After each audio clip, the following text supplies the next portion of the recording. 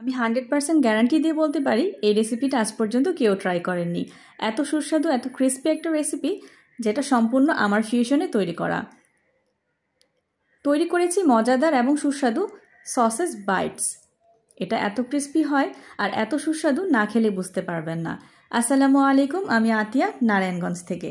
প্রথমে উপকরণগুলো দেখিয়ে দিচ্ছি। খুব সামান্য কিছু উপকরণ দিয়ে তৈরি করে ফেলবো এই সুস্বাদু নাস্তাটি। আমি এখানে ফ্রেশ পাউরুটি নিয়েছি। পাউরুটির সাইডের অংশগুলো কেটে বাদ দিয়ে দিচ্ছি। ফ্রেশ পাউরুটিটা ব্যবহার করেছি, যার কারণে অনেকটা সফট আছে। যদি পুরনো পাউরুটি হয় সেক্ষেত্রে একটু স্টিম করে পাউরুটিটাকে সফট করে নেবেন। সেক্ষেত্রে রোলটা করতে সুবিধা হবে এবং বানাতেও সুবিধা হবে। রোল করার সময় পাশটা ছিঁড়ে যাবে না বা ভেঙেও যাবে না। চারপাশটা কেটে নিচ্ছি। বাড়তি অংশগুলো সাইডে সরিয়ে নিচ্ছি। এবার পাউরুটিটাকে পাতলা করে বেলে নিতে হবে, যাতে করে রোল করতে সুবিধে হয়। একটা বেলুন নিয়ে নিয়েছি এবং বেলুন দিয়ে একটু জোরে চাপ দিলেই কিন্তু পাতলা রুটির মতো হয়ে যাবে। দেখেই বুঝতে পারছেন একেবারে পাতলা হয়ে গেছে। সব কয়টা এভাবে করে নিয়েছি এবং উপর থেকে কিছু নিয়ে নিচ্ছি মজরেলা চিজ, যেটাকে আমি গ্রেট করে রেখেছিলাম। আমি এখানে মজরেলা চিজটা ব্যবহার করেছি, আপনারা এখানে স্লাইস চিজটাও ব্যবহার করতে পারেন। পুরো পাউরুটিতে মজরেলা চিজগুলো ভালো মতো ছড়িয়ে দিচ্ছি এবং একটা সসেজ নিয়ে নিয়েছি। সসেজটাকে দিয়ে পাউরুটির সাথে এক পাশ থেকে চেপে চেপে ভালো মতো একটা রোলের মতো করে তৈরি করে নিব। এই কাজটা একটু দেখে বুঝে নিতে হবে। দেখতে অনেকটা এরকম রোলের মতো হয়েছে।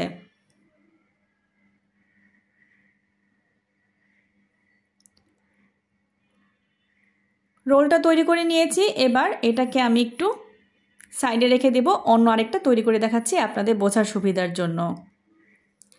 ঠিক একইভাবে পাউরুটি স্লাইসের ওপর মজরেলা চিজ ছড়িয়ে দিচ্ছি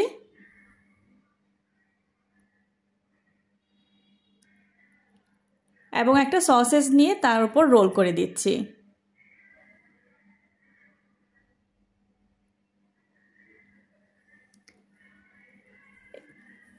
খুব সুন্দরভাবে পেঁচিয়ে রোল করে নিতে হবে। এটাও কিন্তু রোল করে নেওয়া হয়ে গেছে। এখন ছুরির সাহায্যে কেটে নিচ্ছি।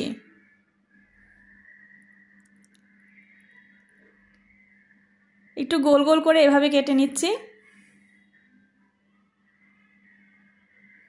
এভাবেও কেটে নেওয়া যায়, তবে আরেকটু সুন্দর করে কাটার জন্য এখানে আমি কাঠি দিয়ে গেঁথে দিচ্ছি। যেই অংশটাকে আমি রোলের জন্য ভাঁজ দিয়েছিলাম সেই অংশটাকে কাঠি দিয়ে এরকম গেঁথে নিচ্ছি, এতে করে কাটার সময় খুলে আসবে না।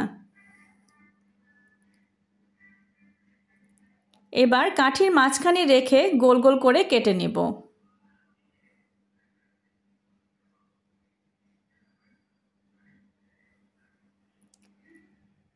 সবকটা কেটে নিচ্ছি।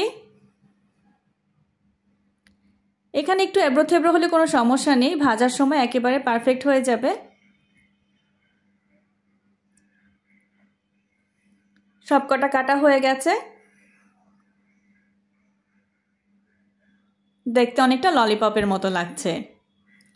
এখন চলে যাব পরবর্তী স্টেপে। আমি এখানে 3 টেবিল চামচ পরিমাণ ময়দা নিয়েছি, তার সাথে দিয়ে দিচ্ছি পরিমাণ মতো লবণ, গোলমরিচের গুঁড়া সামান্য, দিয়ে দিচ্ছি চিলি ফ্লেক্স। এখানে একটু পানি দিয়ে একটা ঘন একটা ব্যাটার তৈরি করে নেব। অল্প অল্প পানি মিশিয়ে নিচ্ছি। প্রথমে শুকনো উপকরণগুলো মিশিয়ে নিয়ে তারপরে পানি দিয়ে দিচ্ছি।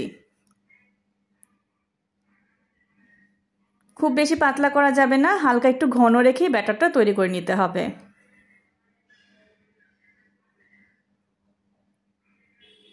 মসৃণ একটা ব্যাটার তৈরি করে নিয়েছি।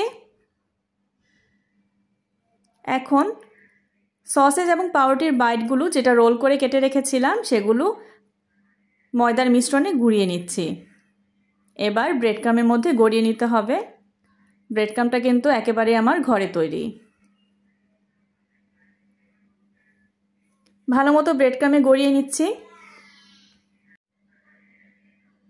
কোথাও যাতে খালি না থাকে সেই দিকটা লক্ষ্য করে ব্রেড ক্রাম গড়িয়ে নিতে হবে। একটা কিন্তু গড়িয়ে নেওয়া হয়ে গেছে। এভাবে সবকটা তৈরি করে নিচ্ছি। এই পর্যায়ে আপনারা চাইলে এটাকে ফ্রোজেন করতে পারেন। সেই ক্ষেত্রে একটা ছড়ানো প্লেটে রেখে 1 ঘন্টা পর একটা এয়ারটাইট বক্সে ভরে বা জিপলক ব্যাগে ভরে সংরক্ষণ করতে পারেন 1 মাসের মতো। তবে আজকে আমি সবগুলো ভেজে নেব। তেলটা গরম করে নিয়েছি এবং তেলটা খুব ভালো মতো গরম করে নিতে হবে। একে একে সসেস বাইটসগুলো দিয়ে দিচ্ছি।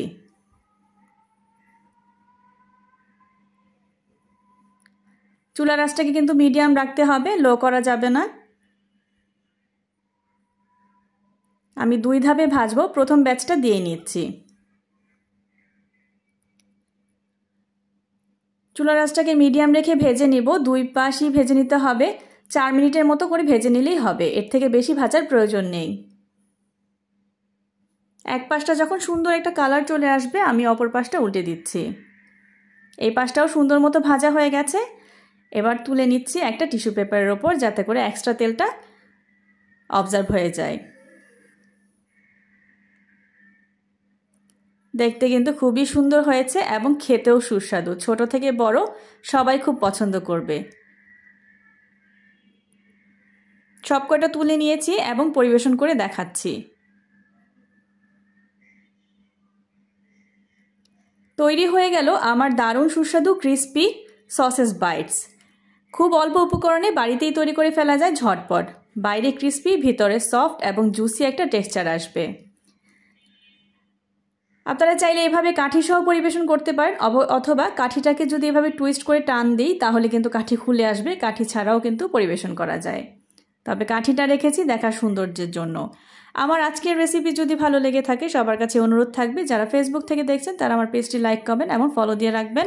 যারা ইউটিউব থেকে দেখছেন তারা আমার চ্যানেলটিকে সাবস্ক্রাইব করে আমার পাশেই থাকবেন। সবাই ভালো থাকবেন, সুস্থ থাকবেন। আজকে এই পর্যন্তই। আল্লাহ হাফেজ।